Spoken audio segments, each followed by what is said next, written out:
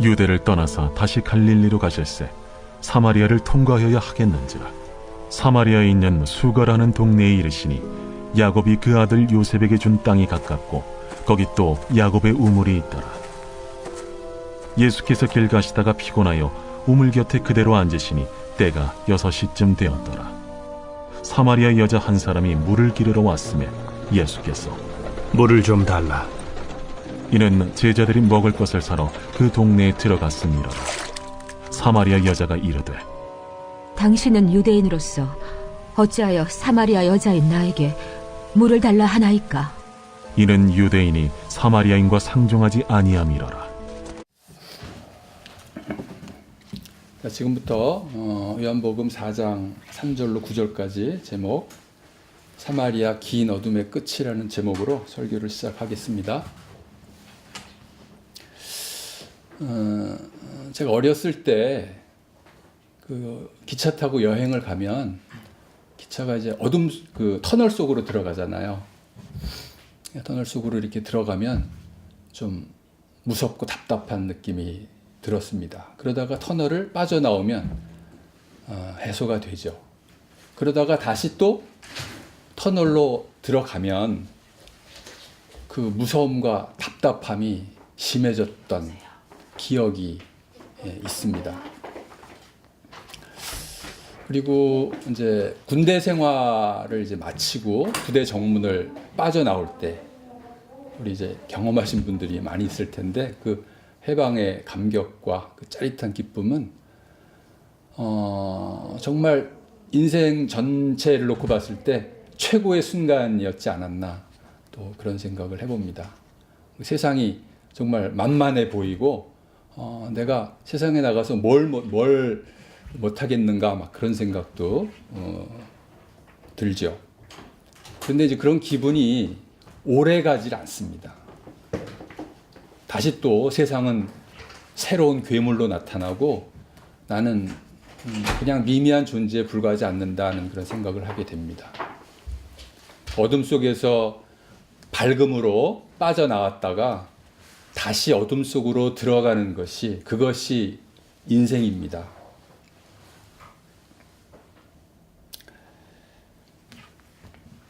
세상에서 어둠의 끝은 없습니다.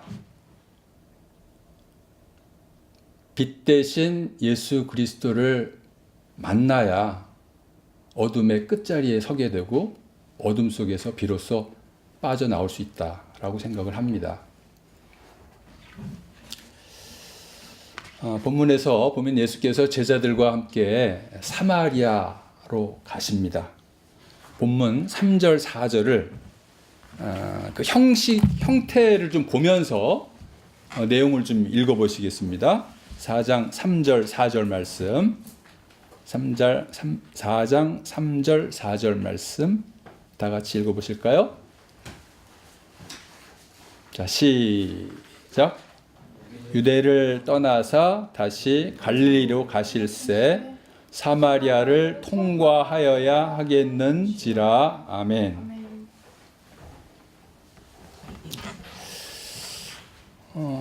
형태를 보면 3절, 4절을 한 절로 묶어도 되지 않을까 싶은데 3절, 4절을 굳이 나누어 놓은 것은 4절을 강조하기 위함입니다. 4절의 내용이 이런 의도와 뉘앙스가 있다는 것을 제가 말씀을 드릴게요. 남쪽의 유대 지역, 특히 예루살렘에서 북쪽의 갈릴리로 이동하기 위해서는 반드시 사마리아를 거쳐야 합니다. 그게 이제 직선 거리예요. 그런데 유대인들이 사마리아를 피해서 이동을 했다는 거죠.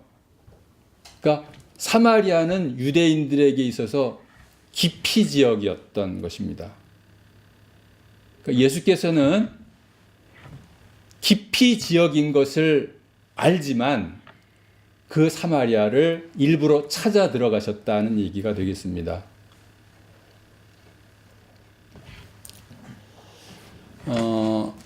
3장에서 유대인의 지도자 니고데모가 밤에 예수님을 찾아오셨던 것과는 다르게 예수께서는 어둠의 땅인 사마리아에 먼저 들어가셨습니다. 비교가 좀 되죠. 너무나 긴 어둠의 역사 속에 방치되었던 사마리아를 주님이 찾아가신 것이고요. 빛이 임하기 시작한 것입니다. 지금부터 사마리아의 그 어둠의 역사를 좀 들여다보도록 하겠습니다.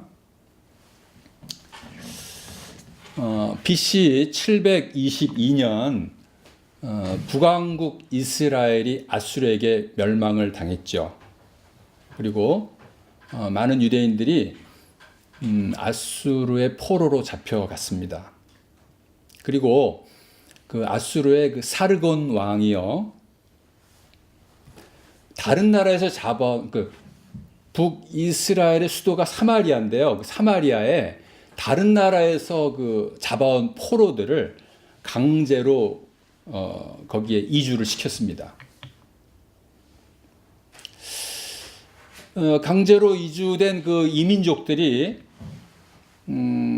하나님께 예배하지 않고 경배하지 않아서 하나님께서 그 사자들을 보내서 몇 사람을 죽였습니다.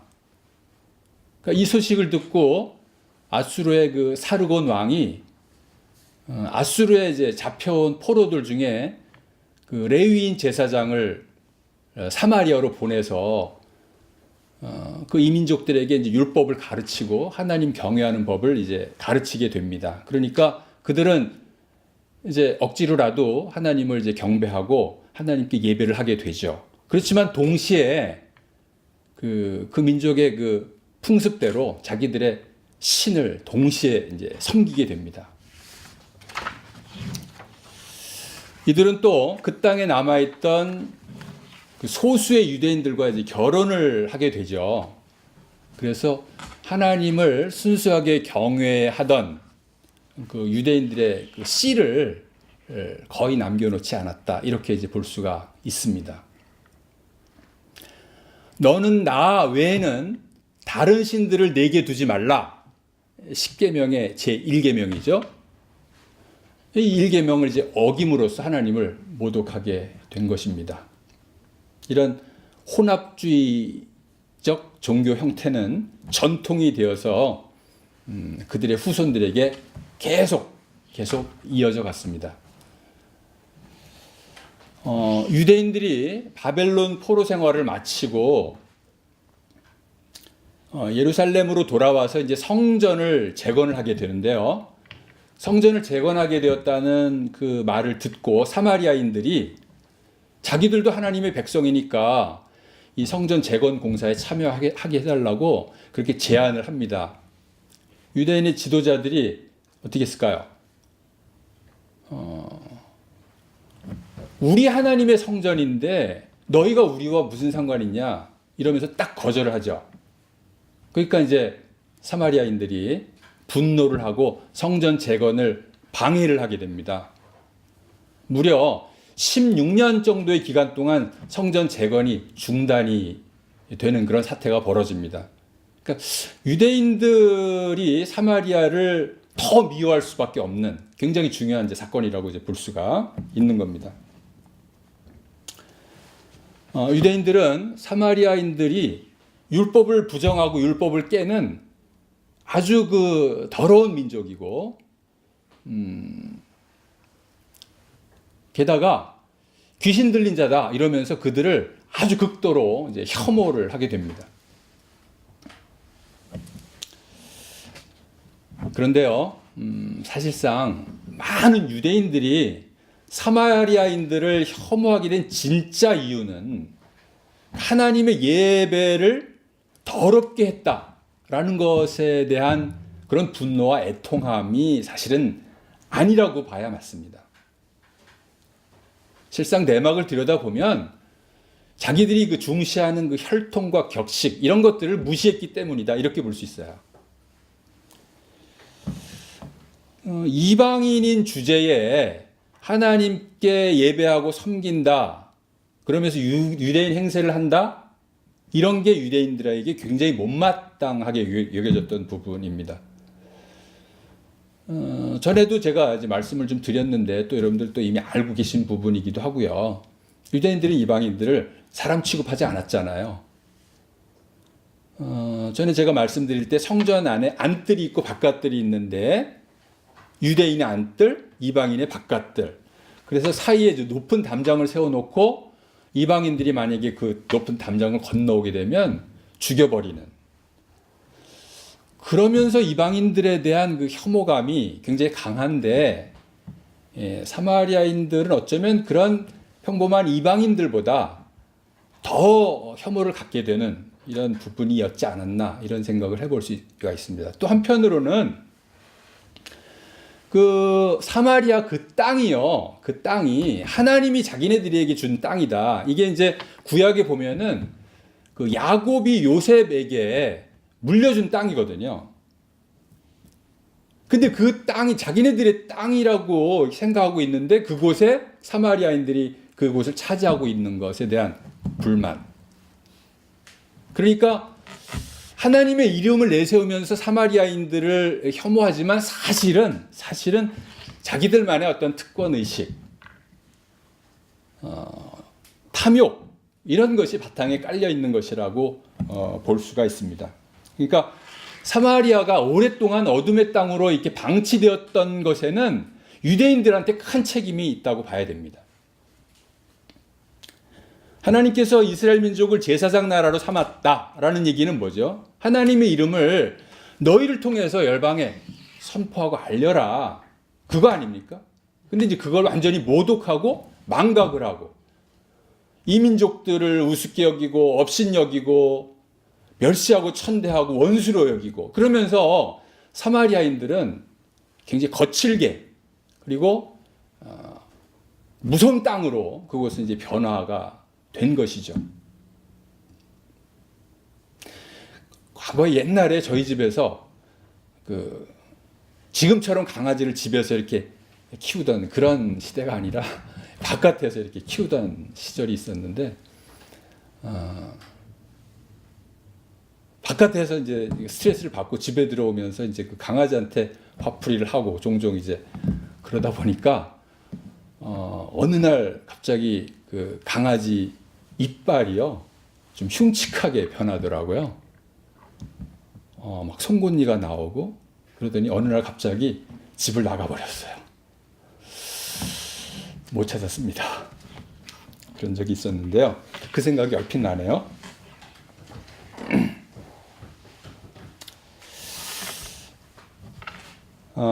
유대인에 대해서 좀 더 살펴보도록 하겠습니다. 성경에 유대인이라는 단어가 검색을 해보니까 166회가 나와요. 그 중에 요한복음에만 183회가 나옵니다. 그런데 요한복음에만 66회가 나옵니다. 이게 우연일까요?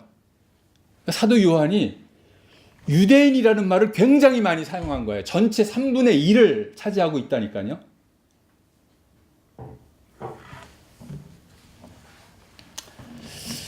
그 유대인이라는 단어가 처음 시작된 시기가요. 언제냐면 이제 요거는 좀 우리가 역사에 대해서 좀 알 필요가 있는데 뭐 알아도 몰라도 그만이지만 알면 좋습니다.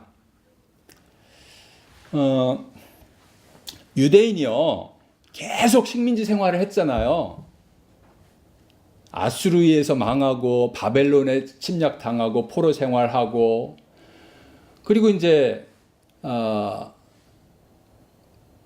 메데, 페르시아를 거쳐서 이제 헬라의 지배를 받게 되거든요.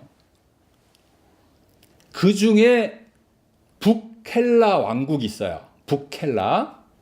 헬라 왕국이 이제 4개로 이제 분할이 되는데 그 중에 북헬라 왕국이 있는데요. 그 북헬라 왕국 시절에 유대인들이 굉장히 아주 그 심한 고통을 많이 받았습니다. 그래서 유대인들이 그 셀류쿠스 왕조라고 하는데요. 그 왕조를 대항해서 독립투쟁을 해서 결국 독립을 얻어냈습니다. BC 166년부터 63년 요 시기는요. 유대의 독립 시대라고 말할 수 있는 그때입니다. 마카비 왕조다 이렇게도 말할 수 있는 때고요.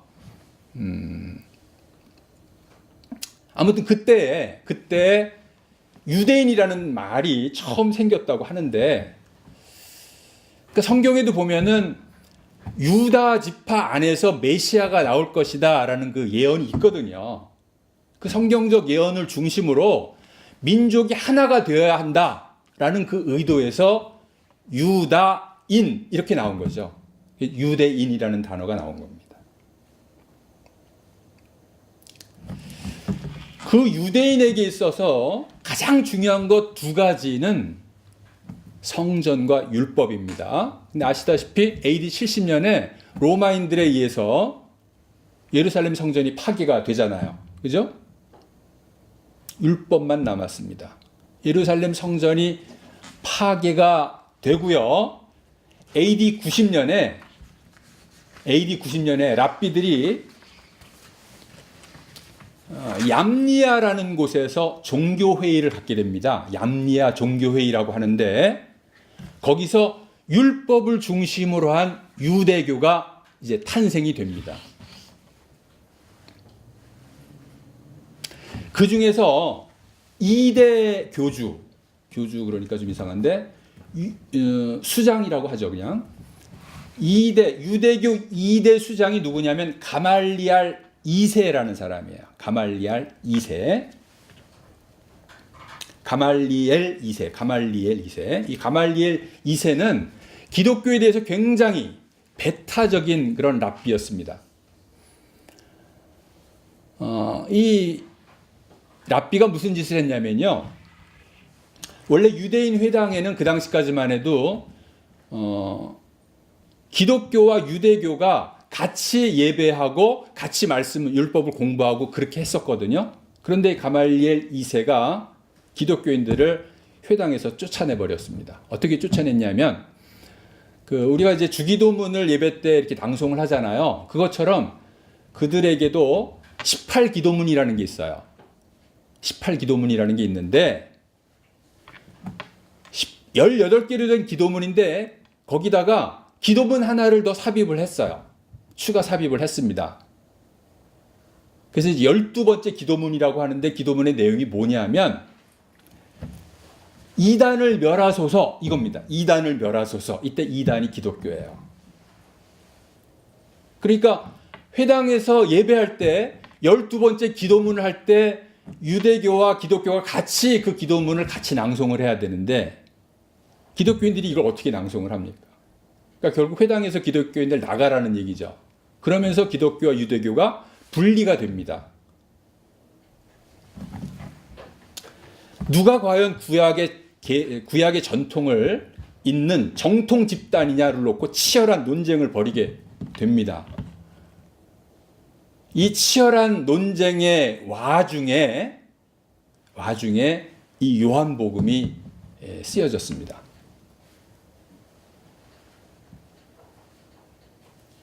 그래서 요한복음에는요, 예수가 하나님의 아들이라는 것을 굉장히 강조하고요, 동시에 유대인의 그 편견과 오만에 대한 그런 비판이 다른 복음서에 비해서 많이 나오게 됩니다. 유대인이라는 단어도 많이 등장하게 되는 게 이제 바로 그런 연유라고 볼 수가 있습니다. 그리스도께서 복음을 전하기 위해서 사도들을 처음 보낼 때 마태복음 10장 5절에 이방인의 길로 가지 말고 사마리아의 고을로도 들어가지 말라 이렇게 말씀하셨습니다. 얼핏 보면 예수님도 유대인처럼 그런 편견이 있으셨나 이렇게 생각하시는데 그런 게 아니고요.